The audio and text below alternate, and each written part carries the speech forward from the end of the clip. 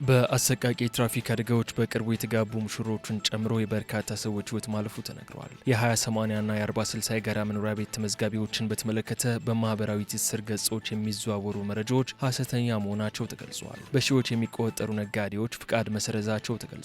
ከዚህ ጋር በተያያዘ የንግድና ቀጠናዊ ትስስር ሚኒስቴር ያጋራው መረጃ የምናደርሳችሁ ይሆናል። ኢትዮጵያና ህንድ የዲፕሎማቲክ ፓስፖርት የያዙ ዜጎች ቪዛ እንዳይጠየቁ መስማማታቸው ተነግሯል። ከውጭ በዓለም አቀፍ ገበያ የነዳጅ ዋጋ ቅናሽ ሲያስመዘግብ ወርቅ መጠነኛ ጭማሪ ማስመዝገቡ ተገልጿል። በዝርዝር የያዝነው መረጃችን ነው። አብራችሁን ስትቆዩ የምታደምጡት ይሆናል። ጤና ይስጥልኝ የተወደዳችሁ ተከታታዮቻችን፣ ምጣኔ ሀብታዊ እድገት ለማህበራዊ ዋስትናችን በማለት ተግቶ ከሚሰራው ገበያ ሚዲያ የጥር 8 ቀን 2018 ዓ.ም የዕለቱን የምዕራፍ 1 የዜና ዘገባችንን ይዘንላችሁ ቀርበናል። የዜና ዘገባችንን ስፖንሰር ያደረገልን አጋራችን ደግሞ የሮሃ ፎሬክስ ቢሮ ነው። በዜና ዘገባችን ላይ የሮሃ ፎሬክስ ቢሮን የዕለቱ የምንዛሬ ተመን የምናሳውቃችሁ ይሆናል። በዜናዎቻችን ላይም የተመረጡ ምጣኔ ሀብታዊ፣ ማህበራዊና ሌሎች ወቅታዊና አዳዲስ ጉዳዮችን አካተናል። ልትከታተሉ እንጋብዛለን። አሁን ወደ ዝርዝር መረጃዎች እንላለን።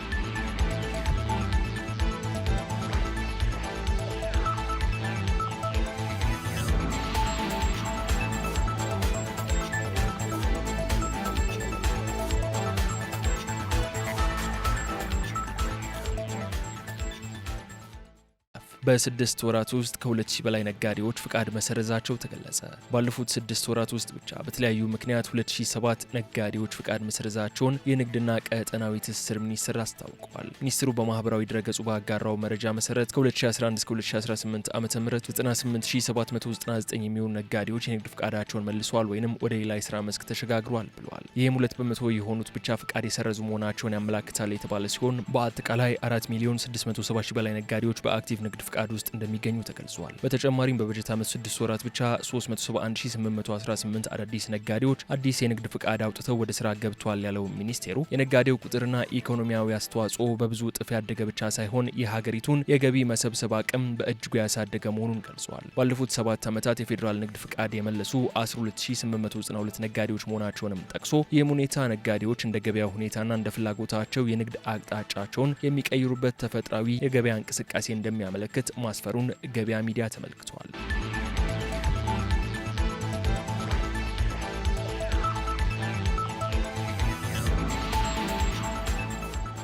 የ20/80 እና የ40/60 የጋራ መኖሪያ ቤት ተመዝጋቢዎችን በተመለከተ የሚሰራጩ መረጃዎች ሐሰተኛ መሆናቸው የአዲስ አበባ ቤቶች ልማት አስተዳደር ቢሮ አስታወቀ። የአዲስ አበባ ከተማ አስተዳደር ቤቶች ልማትና አስተዳደር ቢሮ በ20/80 እና 40/60 የጋራ መኖሪያ ቤት ተመዝጋቢዎች ስም ሰሞኑን በማህበራዊ ሚዲያ የሚሰራጩ መረጃዎች ሐሰተኛ መሆናቸውን በመግለጽ ተመዝጋቢዎች ከእንግልትና ከአላስፈላጊ ወጪ ራሳቸውን እንዲቆጥቡ አሳስበዋል። ቢሮው ባወጣው መግለጫ በተለያዩ የሐሰተኛ ማህበራዊ ሚዲያ ገጾች የምዝገባ ቆይታችሁን አረጋግጡና ምዝገባችሁን ንቁ ወይንም አክቲቭ አድርጉ በሚሉ የተሳሳቱ ጥሪዎች ምክንያት ተመዝጋቢዎች ወደ ቢሮ በአካል በመምጣት ለከፍተኛ እንግልት እየተዳረጉ መሆኑ ገልጸዋል። ቢሮ በማብራሪያው እንዳሳወቀውም ማንኛውንም ተመዝጋቢ የምዝገባ ሁኔታውን ለማረጋገጥ በአካል መገኘት ሳያስፈልገው በቢሮው ድረገጽ አማካኝነት ብቻ መረጃ ማግኘት ይችላል ያለ ሲሆን ተመዝጋቢዎች የቤት ምዝገባ የቁጠባ ሂሳብ ቁጥራቸውን በማስገባት የምዝገባ ሁኔታቸውን ንቁ ወይንም አክቲቭ መሆኑን በማንኛውም ሰዓት ማረጋገጥ እንደሚችሉም ገልጸዋል። ከዚህ በተጨማሪ በአሁኑ ወቅት ምንም አይነት የምዝገባ ማረጋገጫ ቀነ ገደብ እንዳልተቀመጠ ቢሮ በይፋ አስታውቀዋል። ተመዝጋቢዎች መረጃዎችን ከማይታወቁ የሶስተኛ ወገን ገጾች ከመቀበል ይልቅ የቢሮውን ትክክለኛ የድረገጽ አድራሻ እንዲጠቀሙም ጥሪ አቅርበዋል።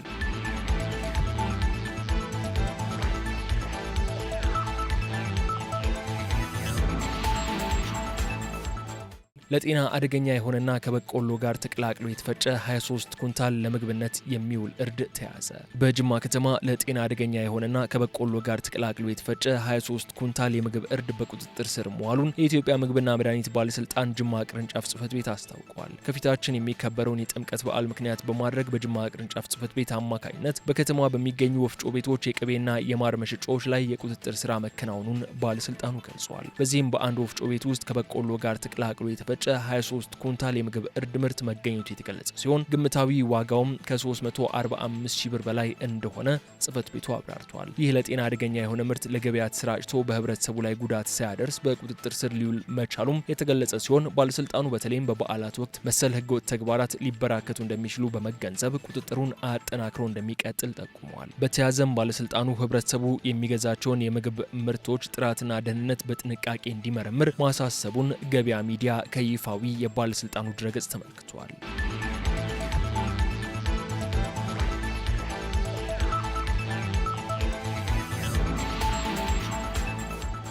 በአሰቃቂ ትራፊክ አደጋዎች የ9 ሰዎች ህይወት አለፈ።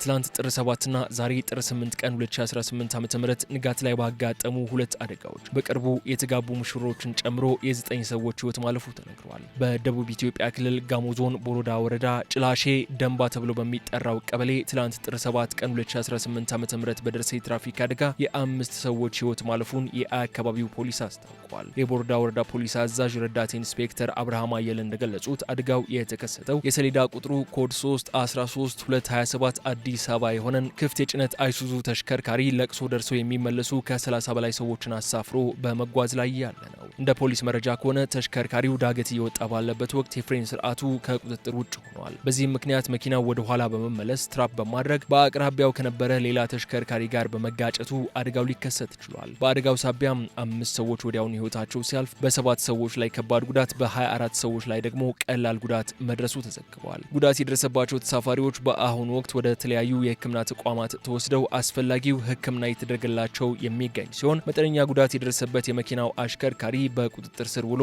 ምርመራ የተካሄደበት መሆኑን ረዳት ኢንስፔክተር አብርሃም አየለ አረጋግጧል። በተያያዘ መረጃ ዛሬ ንጋት 11 ከ40 ገደማ ከሐዋሳ እቃ ጭኖ ወደ ሰደቦሮ ሲሄድ የነበረውን አይሱዙ መኪና መደበኛ መንገድ ስቶ መኖሪያ ቤት ላይ በመግባቱ ከፍተኛ ጉዳት ማድረሱ ተዘግቧል። በአደጋው በመኪና ውስጥ የነበሩ 2 ሰዎችና በቅርቡ የተጋቡ ሙሽሮች በቤት ውስጥ እንደተኙ ህይወታቸው ሲያልፍ በአጠቃላይ የ4 ሰዎች ህይወት ማለፉም ተነግሯል።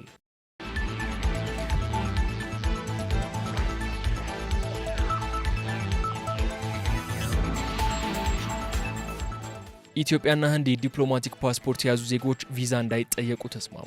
የህንድ ሪፐብሊክና የኢትዮጵያ ፌዴራላዊ ዲሞክራሲያዊ ሪፐብሊክ ዲፕሎማቲክ ፓስፖርት የያዙ ሰዎች የቪዛ ነጻነት እንዲኖራቸው የሚያስችል ስምምነት በትናንትናው ዕለት ተፈራርመዋል። ስምምነቱ በኢትዮጵያ የህንድ ኤምባሲ የተካሄደ ሲሆን በኢትዮጵያ የህንድ አምባሳደር የሆኑት አኒል ኩማር ራይ እንዲሁም በውጭ ጉዳይ ሚኒስቴር የመካከለኛው ምስራቅ ኤዥያና ፓሲፊክ ሀገሮች ዳይሬክተር ጀነራል አምባሳደር ደዋኖ ከድር አማካኝነት ተፈርመዋል። በዚህም በቅርቡ የህንዱ ጠቅላይ ሚኒስትር ናሬንድራ ሞዲ ኢትዮጵያ ተገኝተው ጉብኝት ማድረጋቸውን ያስታወሱት አምባሳደር አኒታ የዛሬው ስምምነትን በወቅቱ ውይይት ከተደረገባቸው አጀንዳዎች መካከል ነው ብለዋል። በተጨማሪም ኢትዮጵያና ህንድ ጠንካራ ግንኙነት እንዳላቸው አንስተው ለሀገራቱ ግንኙነት ኢኮኖሚና ደህንነት ለማስጠበቅ ስምምነቱ ወሳኝ መሆኑን አስረድተዋል። አክለውም ለዲፕሎማቲክ ፓስፖርት ባለቤቶች ያለ ቪዛ የመጓዝ እድልን ይፈጥራል ያሉ ሲሆን በስምምነቱ መሰረት ከትናንት ጥር 7 ቀን 2018 ዓ.ም ጀምሮ እነዚህ ግለሰቦች ቪዛ ሳይጠየቁ መጓዝ ይችላሉ ብለዋል። አምባሳደር ደዋኖ ከድር በበኩላቸው ከ600 በላይ የህንድ ቢዝነስ ካምፓኒዎች በኢትዮጵያ እንደተሰማሩ ገልጸው ስምምነቱ የሀገራቱን ግንኙነት አንድ እርምጃ ከፍ ያደረገ መሆኑን ተናግረዋል። ህንድና ኢትዮጵያ የረጅም ዓመታት ግንኙነት ያላቸው ሲሆን በቅርቡ የህንድ ጠቅላይ ሚኒስትር ኢትዮጵያን መጎብኘታቸውም ይታወሳል። በጉብኝቱ ወቅት ጠቅላይ ሚኒስትር ናሬንድራ ሞዲ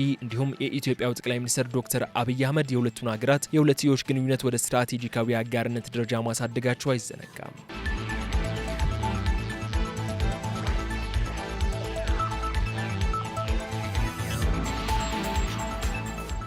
በደቡብ አፍሪካ ውስጥ በደርዘን የሚቆጠሩ ሰዎችን አግቶ የተገኘው ኢትዮጵያዊ በዛሬው ዕለት ፍርድ ቤት ሊቀርብ መሆኑ ተነገረ። 12 ሰዎችን በማገት ወንጀል ክስ የተመሰረተበት የ47 ዓመቱ ኢትዮጵያዊ ግለሰብ ለዋስትና ጥያቄ በዛሬው ዕለት በጆሃንስበርግ በሚገኘው ቦይሰንስ ፍርድ ቤት ይቀርባል ተብሎ እንደሚጠበቅ ተነግሯል። ግለሰቡ በቁጥጥር ስር የዋለው ባለፈው ሳምንት ሐሙስ ዕለት በደቡብ ጆሃንስበርግ ሙልባርተን በተባለ አካባቢ ነው። ፖሊስ ግለሰቡ እንግሊዝኛ መናገር የማይችሉ ሰዎችን ደብቆ እንደሚገኝ በደረሰው ጥቆማ መሰረት ክትትል ሲያደርግበት መቆየቱ ተገልጿል። ፖሊስ ግለሰቡን በቁጥጥር ስር ካዋለ በኋላ ባደረገው ፍተሻ እድሜያቸው በ22 እና በ33 መካከል የሚገኙ ሰዎች በከፊል እርቃናቸው ሆነው እንዳገኛቸው አስታውቀዋል። የደቡብ አፍሪካ ልዩ የፖሊስ ክፍል እንደገለጸውም ተከሳሹ ከዓለም አቀፍ ህገወጥ የሰዎች አሸጋጋሪ ቡድን ጋር ግንኙነት ሊኖረው እንደሚችል ጥርጣሬ እንዳለው ገልጸዋል። ባለፈው የፍርድ ቤት ውሎ ተከሳሹ የአማርኛ ቋንቋ አስተርጓሚ ባለመገኘቱ ፍርድ ቤቱ ተከሳሹ የሚናገርበትን ቋንቋ ሳይረዳ ቀርቶ የፍትህ መዛባት እንዳይከሰት በሚል ሂደቱን አዘግይቶት እንደነበር ይታወሳል።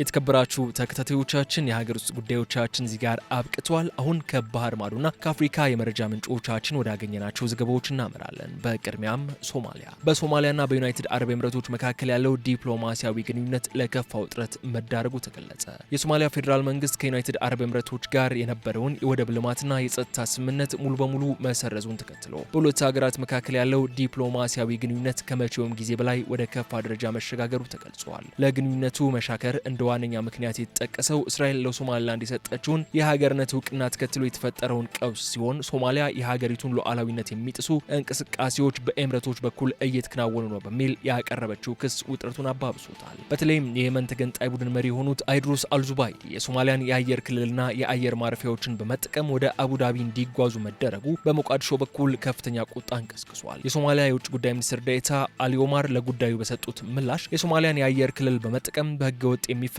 ሰው ማጓጓዝ ሶማሊያ በምንም መልኩ የማትቀበለው የሉዓላዊነት ጥሰት ነው ሲሉ ኮንነዋል። የሶማሊያ መንግስት ከኤምሬቶች ጋር ያለውን ስምምነት ማቋረጡን ቢያውጅም ውሳኔው በሀገሪቱ የውስጥ ክልሎች ዘንድ ተቃውሞን ገጥሞታል። የበርበራ ወደብ የምታስተዳድረው ሶማሊላንድ እንዲሁም የፑንትላንድና የጁባላንድ ክልላዊ መስተዳድሮች የፌዴራል መንግስቱን ውሳኔ ተቃውመዋል። ሶማሊላንድ ከኤምሬቶች ጋር ያላትን ስምምነቶች ህጋዊና ተግባራዊ ሆነው እንደሚቀጥሉ ስትገልጽ፣ ጁባላንድና ፑንትላንድ ደግሞ የሞቃዲሾን ውሳኔ ትርጉም የሌለውና ከህገ መንግስታዊ መርሆች ጋር የማይጣጣም ሲሉ አጣጥለውታል። ዩናይትድ አረብ ኤምሬቶች በሶማሊያ ጸጥታ፣ ምጣኔ ሀብትና ፖለቲካ ውስጥ ትልቅ ሚና ያላት ሀገር ብትሆንም አሁን ላይ ከሳውዲ አረቢያ ጋር በየመን ጉዳይ ያላት ልዩነት በሶማሊያ ላይም ተጽዕኖ እያሳደረ መሆኑ ይነገራል። ሳውዲ አረቢያን በተመሳሳይ ኤምሬቶች የየመን ተገንጣይ ቡድኖች እየደገፈች ነው በሚል ወቀሳ እያቀረበች ትገኛለች። የፖለቲካ ተንታኞች እንደሚሉት የሶማሊያ ማዕከላዊ መንግስት በክልል መንግስታት ላይ ያለው ቁጥጥር ደካማ መሆን ውሳኔውን በተግባር ለመዋል እንቅፋት ሊሆንበት ይችላል ብለዋል። ሆኖም ሞቃዲሾ ያላትን የአየር ክልል የመቆጣጠር ስልጣንና እንደ ቱርክ ያሉ የቅርብ አጋሮችን ድጋፍ በመጠቀም በኤምሬቶች ላይ ዲፕሎማሲያዊ ጫና ማሳደሯን ልትቀጥል እንደምትችል ይጠበቃል ሲል ቢቢሲ አስነብበዋል።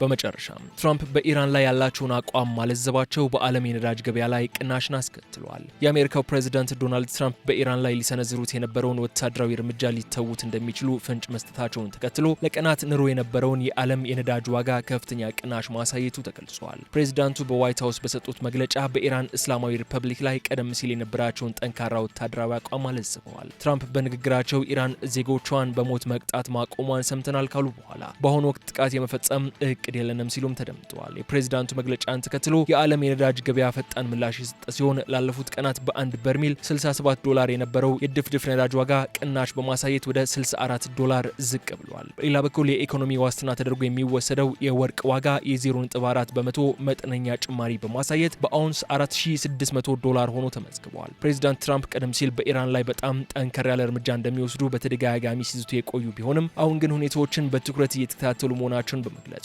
ወታደራዊ አማራጮችን ወደ ጎን ማለታቸው ተስተውለዋል። ይህ በሁለቱ ሀገራት መካከል ያለው ውጥረት መርገብም በዓለም አቀፍ የንግድ እንቅስቃሴና በኢነርጂ ገበያው ላይ መረጋጋትን እንደሚፈጥር የዘርፉ ተንታኞች እየገለጹ ይገኛል።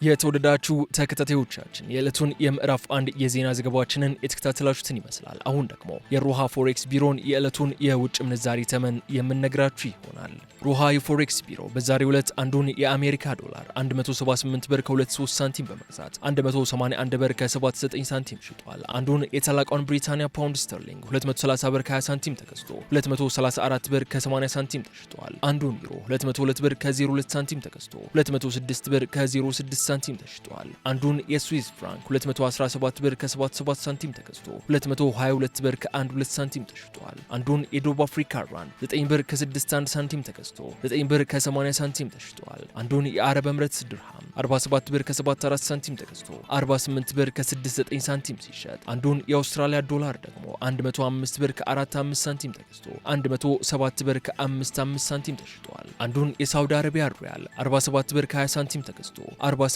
ብር ከ14 ሳንቲም ሲሸጥ አንዱን የቻይና ዩዋን ደግሞ 24 ብር ከ42 ሳንቲም ተገዝቶ 24 ብር ከ90 ሳንቲም መሸጡን ሮሃ የፎሬክስ ቢሮ ይፋ ያደረገውን የዕለቱን የውጭ ምንዛሪ ተመን ያሳያል።